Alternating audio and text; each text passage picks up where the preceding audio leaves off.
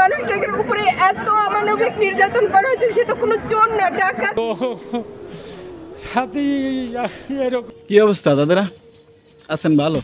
দাদারা মুই আল্লাহর রহমতে ভালোই আছি। দাদারা মোর চ্যানেলে যদি নতুন হয়ে থাকেন দ্রুত মোর চ্যানেলটা সাবস্ক্রাইব করে রাখেন, ঠিক আছে? আর কমেন্ট বক্সে জানাইয়েন যে এই স্বৈরাচারের পতন কবে হইবে, এই স্বৈরাচার দেশের থেকে কবে যাইবে।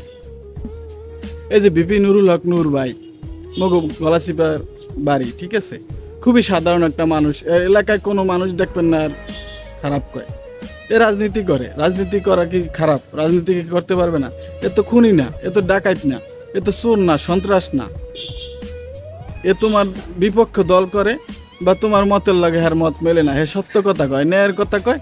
এর লিগে লোকটার রিমেন্টের নামে কি নির্যাতনটা করছে, অমানবিক নির্যাতন করছে, অমানুষের মতো মারছে। এরা মানুষ না তো দাদা, এরা তো পশু। এগো বিচার যদি দুনিয়ায় কেউ নাও করতে পারে দাদা, এগো বিচার আল্লাহ একদিন করবে, বুঝতে পারছেন? এই দেখেন, ভিডিওটা দেখতে থাকেন, শেষ পর্যন্ত সাথে থাকেন। দেখেন এর বিপি নুরুল হক নূর ভাইয়ের বউ এবং হ্যার বাবা কি পরিমাণ আহাজারি কান্না করতেছে।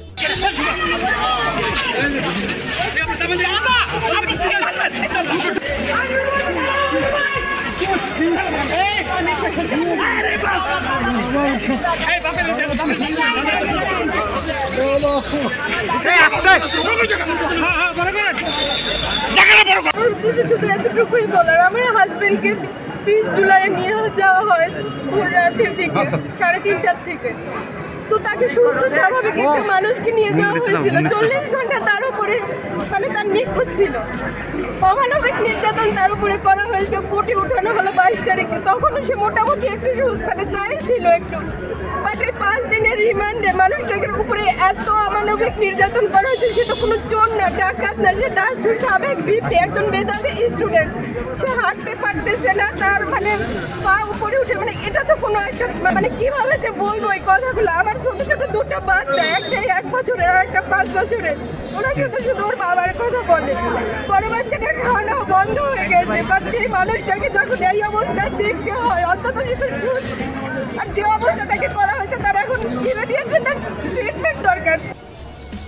আমার ছেলে তো এরকম আছিল না, তারা যখন রিমান্ডে নিছে, তখন যখন কোর্টে উঠাইছে তখন সে দিব্যি ভালো মানুষ। আজকে 5 দিন রিমান্ডের পর কোর্টে উঠাইছে, সে চলতে পারতেছে না, তাকে পুলিশে হাত ধরে জাগাইয়ে নিতে। দাদে এর শেষ কোথায় দাদে? এর কি শেষ হইব না? এই স্বৈরাচারের কি শেষ হইব না দাদে? যাই হোক দাদে, আমরা তো কিছু করতে পারবো না, আমরা সবাই আল্লাহর কাছেই বলি।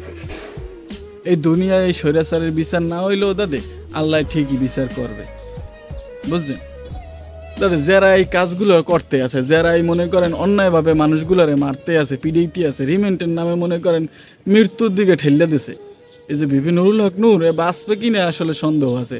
এই সোজা ওই হাঁটতে পারতে আছে না তাদের, সোজা ওই এই লোকটা হাঁটতে পারতে আছে না।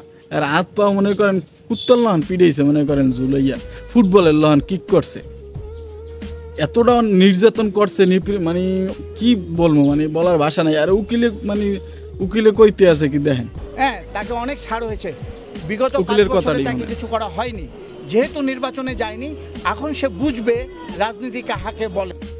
দাদা এই বিপি নুরের মনে করেন ন্যায়ের কথা কয়, অন্যায়ের বিরুদ্ধে কথা কয় দেখে, বুঝছেন? আরে মনে করেন পিড়াইছে কুত্ত পিড়া, রিমেন্টের নামে মনে করেন আরে মনে করেন মারিয়ে হেলানের চিন্তা ভাবনা হেরা করছে, মনে করেন এক হিসেবে মারিয়েই হেলাইছে অর্ধেক।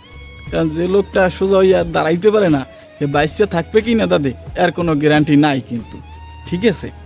এরপরে বলে কইতে আছে, এরা কি পুলিশ নাকি জানোয়ার আমি জানি না, এরা বলে কইতে আছে পিডিআর বলে কয় তোরে 5 বছর সময় দিছি, 5 বছর সময় দিছি, তুই আমার কথা হনস নাই, তোরে আর সময় দেব না, তোরে এইবার শেষ।